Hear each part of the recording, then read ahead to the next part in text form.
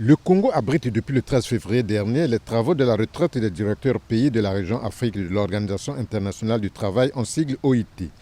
À cette occasion, à la tête d'une forte délégation, André Bougui, sous-directeur général de la dite organisation, est allé présenter ses civilités au chef de l'État Denis Sassou Nguesso ce jeudi 15 février 2024. Le président de la République et ses interlocuteurs ont évoqué plusieurs questions liées, entre autres, au dialogue social, à la coalition mondiale pour la justice sociale, au chômage des jeunes, ainsi qu'aux aspects migratoires. C'est une retraite importante que nous avons chaque année pour véritablement améliorer à la fois notre planification, notre programmation d'activités et voir quelles sont les priorités les plus urgentes que nous devons résoudre. Nous opérons dans un monde en polycrise.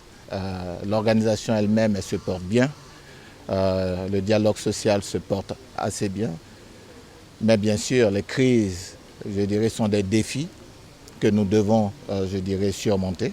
À ces défis-là que nous nous attelons justement, et c'est la raison pour laquelle le directeur général de l'Organisation internationale du travail a initié et fait adopter par le conseil d'administration de l'OIT une importante initiative auquel nous pensons que le Congo, va se joindre pour aussi apporter son appui, sa collaboration.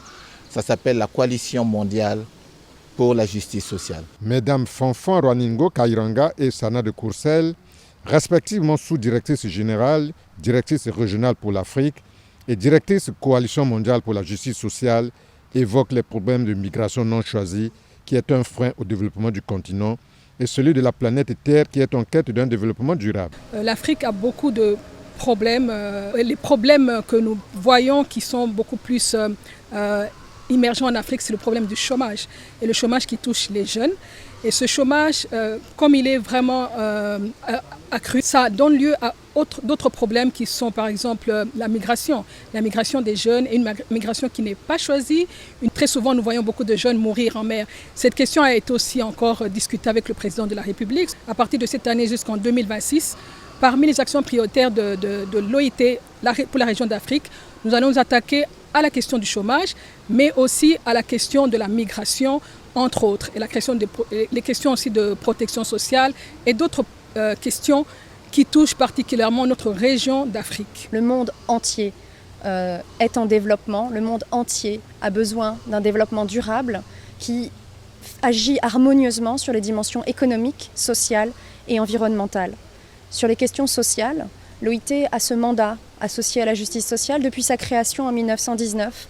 Et plus que jamais, nous pensons que nous avons un rôle à jouer pour que l'accès aux services essentiels, la lutte contre les inégalités et les opportunités à obtenir un travail digne puissent être disponibles partout sur la planète et pour que chacun trouve son potentiel. Soulignons que l'Organisation internationale du travail vise à promouvoir et faire appliquer les normes du travail ainsi que les principes et droits fondamentaux au travail, à accroître les possibilités pour les femmes et les hommes d'obtenir un emploi décent.